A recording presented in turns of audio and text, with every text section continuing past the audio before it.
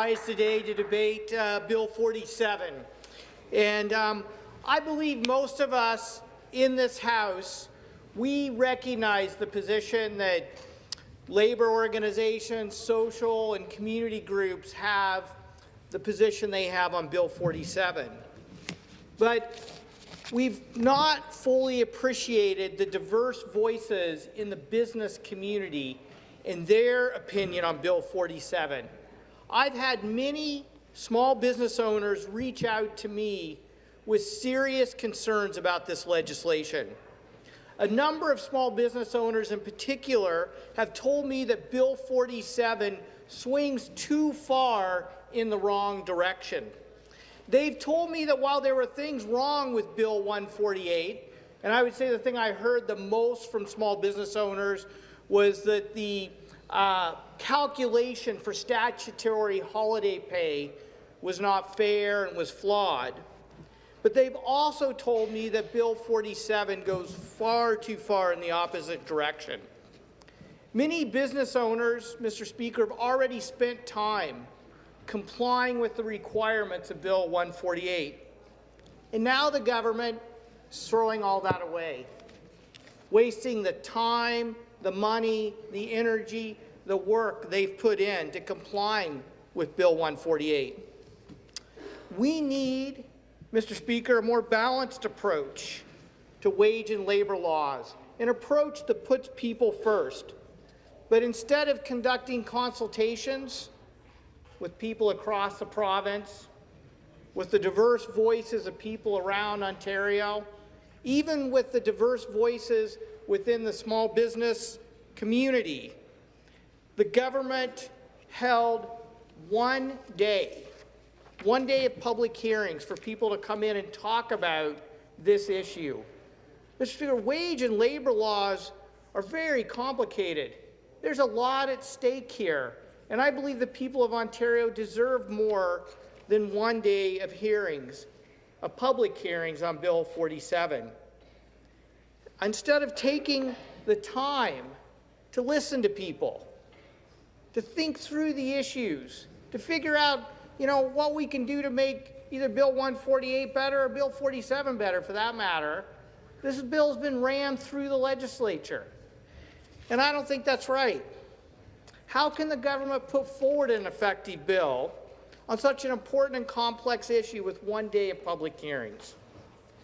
So, as one Guelph business owner put it to me, he said, "Mike, I want to pay my employees more than $15 an hour. They are my customers and my neighbours.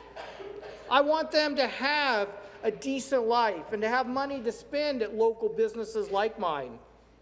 I don't think the statutory holiday pay calculation was fair, but tell the government to fix that. Don't throw out 2 paid sick days. Don't freeze the minimum wage." So, Mr. Speaker, Ontario needs a balanced approach to wage and labour laws. People's lives and livelihoods are at stake. People's businesses and investments are at stake. Going from one extreme to the other puts our economy at risk. It puts businesses at risk. It puts people's livelihoods at risk. If there was ever an example of how extreme policy swings brought about by our outdated first-past-the-post voting system, Bill 47 is it. And it's why we need more balance here. We need wage and labour reforms that work for the 21st century, not the 20th century, that recognize that we live in a new world with increasing levels of precarious work, with new forms of businesses forming and growing. So let's fix Bill 148, not throw it away. So I'm worried. I'm worried what this legislation tells the people of Ontario is that the Premier's vision for Ontario is a race to the bottom. Free pollution and low wages is the agenda that this government is putting forward, and I don't think that is the way to open Ontario for business.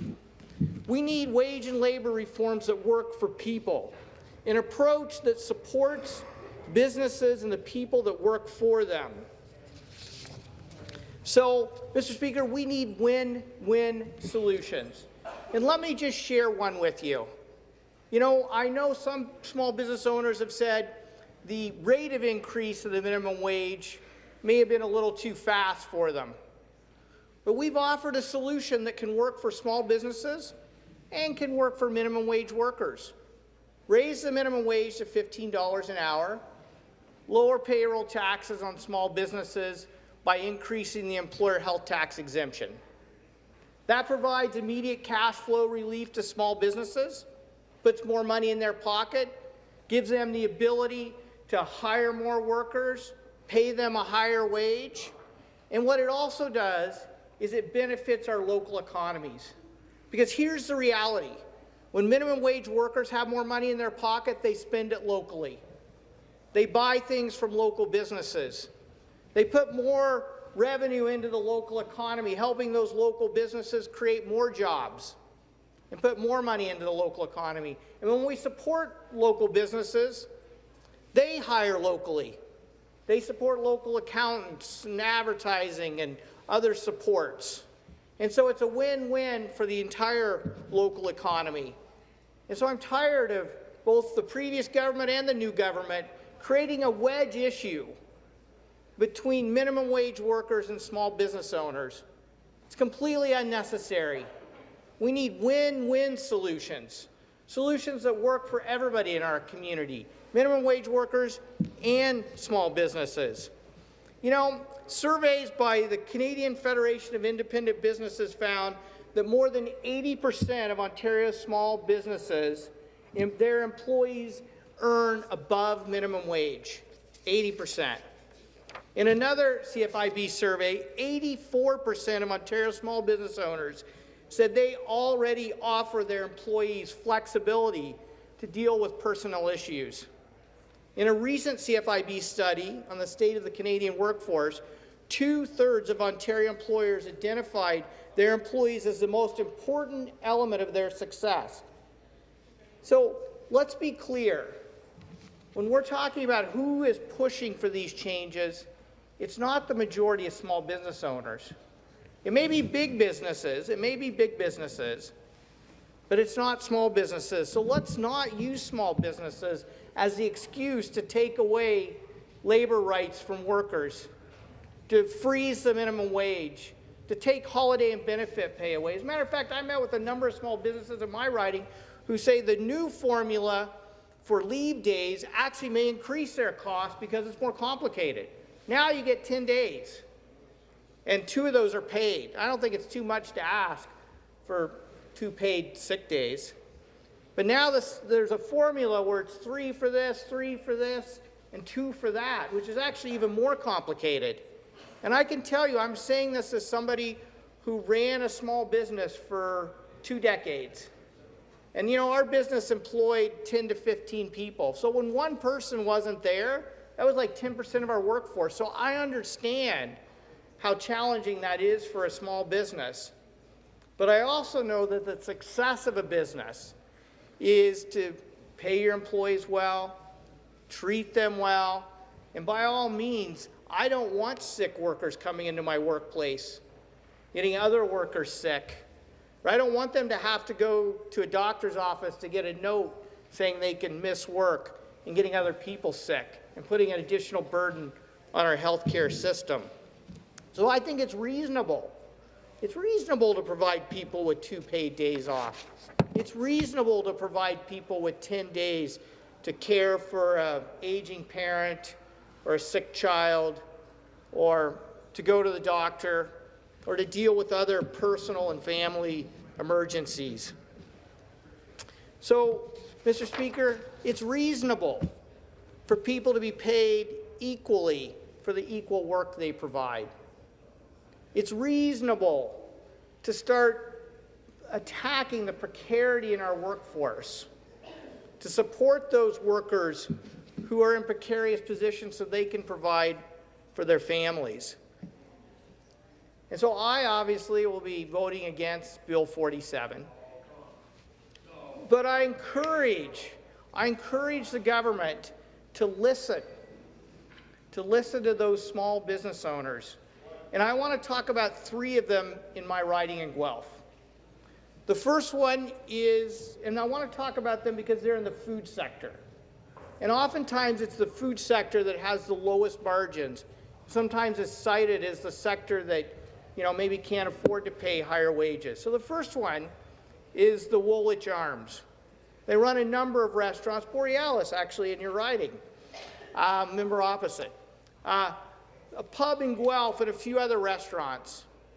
So they've been named Canada's Restaurateur of the Year. And they told me, Mike, keep pushing for a higher minimum wage. Because we know that paying people well in the restaurant sector actually leads to better service, better business returns, and we know we can sell that to our customers. Polestar Bakery, a local bakery in my community, said to me, Mike, keep pushing for a higher wage, minimum wage. You know why? And they also said, keep pushing for lowering our taxes too when it comes to the employer health tax.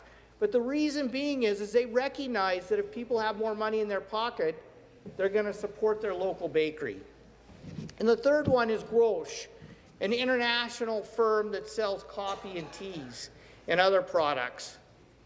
And they've said, in our work around the world, it's those countries that pay their workers well, that have strong economies, that support business growth and development and investment. And it's those countries that don't pay their workers well that have economies that don't perform well. And so keep pushing for people to be paid a living wage. And so before I finish my time today, Mr. Speaker, there's 2 things I want to talk about for my constituents, given how I'm going to be voting on this bill. The first is in skilled trades. I believe the College of Trades does need to be completely overhauled. I've had far too many people in apprenticeship. There you go. We agree on trades. We'll work together on skilled trades. Absolutely. In fact, I've already told a member in my writing that she should meet with the member opposite. The reason being, Mr. Speaker, is we have a backlog of young people who want to access the skilled trades. And we need to make sure we have ratios that reflect international and provincial best standards to open apprenticeships up. But the one thing I want to say to the members opposite, and I know it's not contained in this bill, is that support for the trades also means supporting pre-apprenticeship programs and apprenticeship programs at all levels of education, including starting in the secondary schools. We have to elevate the prestige of the trades. We have to support young people moving into the trades. And if we're going to remove the barriers to the ratios of apprenticeships, then let's support those young people moving into apprenticeships, and let's support the businesses that are going to be hire them, and let's support the educational institutions, both at the secondary and post-secondary level, that will be supporting those workers. And then the final one, which hasn't been talked about a lot in the debate on Bill 47, is the reopening of the sheltered workshops. I have a number of people in my riding who have either their adults with developmental disabilities or their parents of adults with developmental disabilities. And they've asked for choice. They've asked for places for their adult children to go and have a meaningful place where they feel that their work is valued. And so I support the portion of the bill that reopens the sheltered workshops.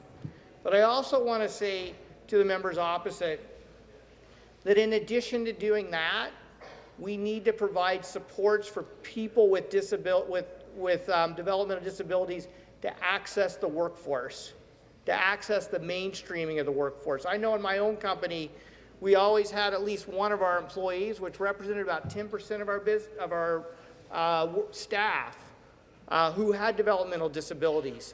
And community living provided a support worker for that person.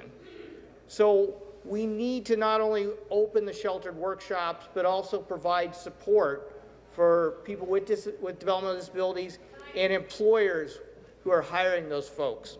Thank you, Mr. Speaker. Thank you. Further debate?